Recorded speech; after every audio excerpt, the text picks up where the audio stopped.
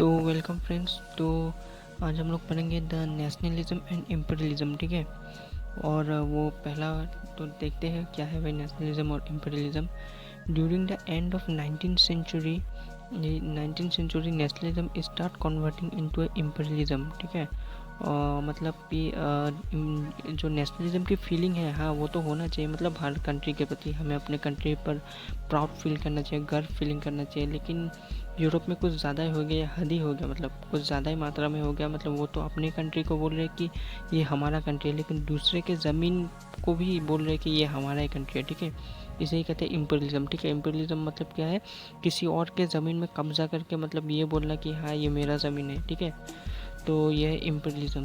तो नेशनलिज्म की फीलिंग धीरे धीरे मतलब वो तो हुआ, लेकिन वो किस में कन्वर्ट हो गया, इम्पीरियलिज्म में कन्वर्ट हो गया, ठीक है, धीरे धीरे। तो nationalist tension start in Balkan area after 1871। तो बाल्कन एरिया में धीरे धीरे नेशनलिस्ट की जो टेंशन है वो बढ़ गया, ठीक है, 1871 में। आगे आगे और देख लो, बाद में ठीक से पूरा समझ में आएगा। तो the Balkans regions of the Balkans was a region of geographical ethnic variation comparing Macedonia, Romania, Serbia, Greece, Slovenia. मतलब जो वो बाल्कन जो एरिया है वहाँ वहाँ पर मतलब पूरी तरह से मतलब सब आपस में लड़ रहे हैं, ठीक है। आपस जैसे रोमेनिया हो गया, सर्बिया हो गया, मैकेडोनिया, वो मतलब वो बहुत इथेनिक, मतलब जहाँ पर मतलब बहुत ज़्यादा लड़ाई झगड़ा होता है, ठीक है। वो मतलब पूरा एथनिक वेरिएशन हो गया तो बाल्कन एरिया में। और last part of Balkan area was under control of the Ottoman empire. तो ऑटोमन एम्पायर के अंदर जो बाल्कन का बहुत बड़ा एक हिस्सा ऑटोमन एम्पायर के अंडर था, ठीक है, उसके कंट्रोल में था। तो ऑटोमन एम्पायर क्या है इसके बारे में उतना दिया नहीं है, मतलब इतना समझ लो कि ऑटोमन एम्पायर क्या था, एक एम्पायर है, एम्पायर ही होगा, एक एम्पायर था जो बहुत पुराना था, मतलब बहुत, मतलब ये देख लो उसका मैप, ठीक है, बहुत ज़्यादा एरिया तक फैला हुआ था। लेकिन वो धीरे धीरे क्या हुआ, वो धीरे धीरे वीक होना शुरू हो गया, ठीक है। As the Ottoman Empire start weakening, one by one state broken and start declaring their independence। तो द ऑटोमन एम्पायर क्या था, एक के बाद एक टूटता गया, वो ऑटोमन एम्पायर वीक होता गया और एक एक रीजन मतलब अपने आप को मतलब इंडिपेंडेंस डिक्लेयर करने लगा, ठीक है। और जो the Balkan states were frequently jealous each other and each hoped to gain more territory at the expense of the others। तो क्या हुआ कि बाल्कन एरिया में जो जितने भी लोग मतलब जितने भी कंट्री, जितने भी छोटे छोटे मतलब एक कंट्री मतलब छोटे छोटे रीजन्स में डिवाइड हो गए, मतलब वो एक दूसरे से मतलब जलना शुरू हो गए, ठीक है। जलना, जेलेसी फील होना शुरू हो गया एक दूसरे के प्रति। तो वो लोग सोच रहे थे कि एक दूसरे का ज़मीन हम ले लें, ठीक है, ये मेरा है, ये मेरा ज़मीन है, इतना मेरा ज़मीन है, ठीक है। एक तरह से बोल सकते हो कि इम्पीरियलिज्म ही हो रहा था वहाँ पर। सभी लोग मतलब बहुत इथेनिक क्लैश हो रहा था वहाँ पर। तो the Balkan area become the instant conflict, और वो एक बहुत बड़ा कॉन्फ्लिक्ट का मतलब एरिया हो गया जहाँ पर मतलब बहुत लड़ाई झगड़ा हो रहा था, ठीक है। और the matter were further complicated when the power like बड़े बड़े जो ताकतवर कंट्री है, powerful country like Russia, Germany, England, Austro Hungary enter this वार। तो ठीक है, वैसे ही इस जगह में इतनी भसड़ मची हुई है, मतलब क्या ही बताओ। ऊपर से मतलब वो लोग खुद पड़े वहाँ पर, रशिया, इंग्लैंड, ऑस्ट्रिया, मतलब वो लोग भी बोल रहे थे भाई हमें भी मज़े लेने दो भाई, अकेले ही मज़े लोगे क्या। तो रशिया भी आ गया, जर्मनी भी आ गया, इंग्लैंड भी आ गया। मतलब वैसे बाल्कन एरिया में मतलब इतना झगड़ा हो रहा था, ऊपर से वो लोग भी बाल्कन एरिया के इस वॉर में घुस गए, जो फाइनली क्या हुआ, it lead a first world war, जो एक पहला वर्ल्ड वॉर में तब्दील हो गया, ठीक है, तब्दील हो गया, उर्दू बोल रहा हूँ।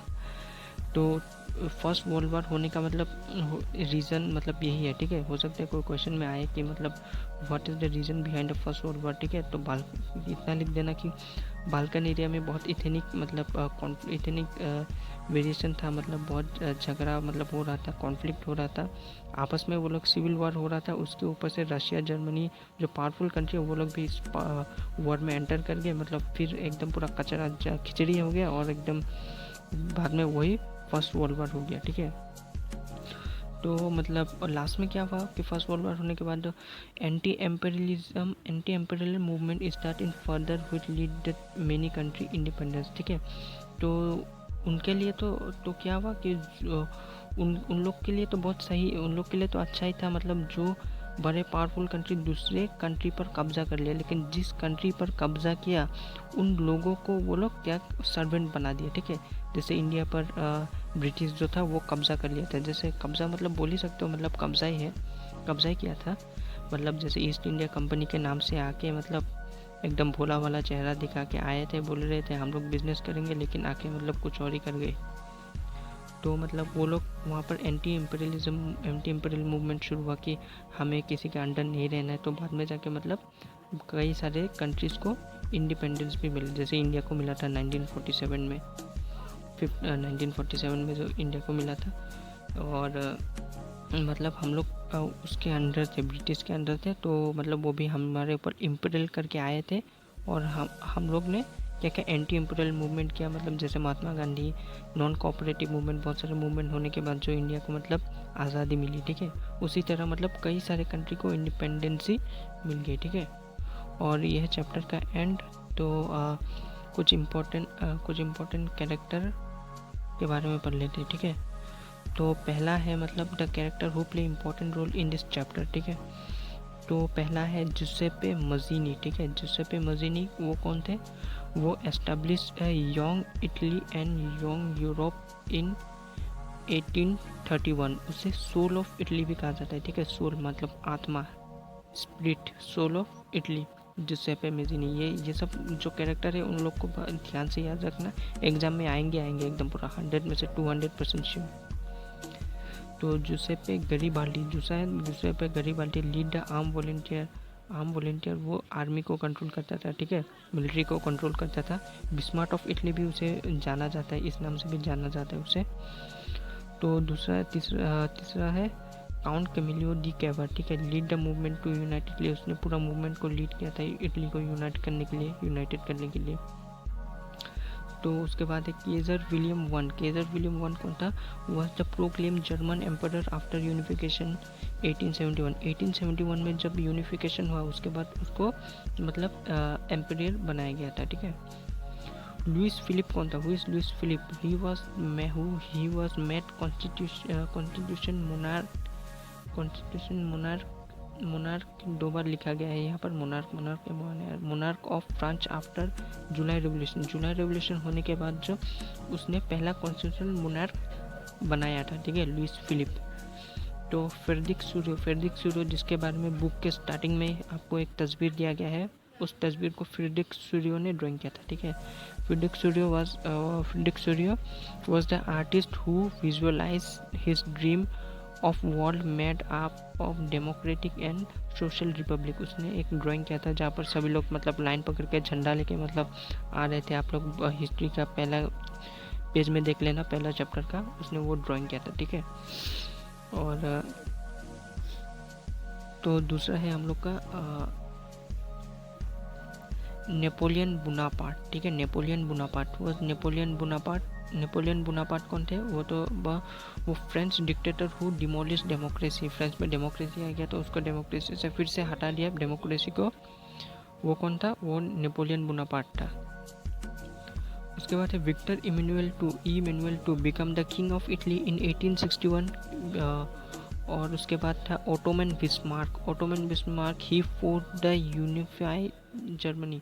ओटोमन बिस्मार्क तो जर्मनी को पूरा यूनाइट करने के लिए उसने बहुत बड़ा रोल प्ले किया, फाइट किया, ठीक है। तो इन सब के बारे में आप डिटेल में पढ़ लेना, मैं बस बेसिक सा बता दिया उनका वर्क, उनके बारे में, ठीक है। तो वीडियो अच्छा लगे तो लाइक कर देना और सब्सक्राइब भी कर देना, ठीक है। सब्सक्राइब और लाइक दोनों कर देना, ठीक है।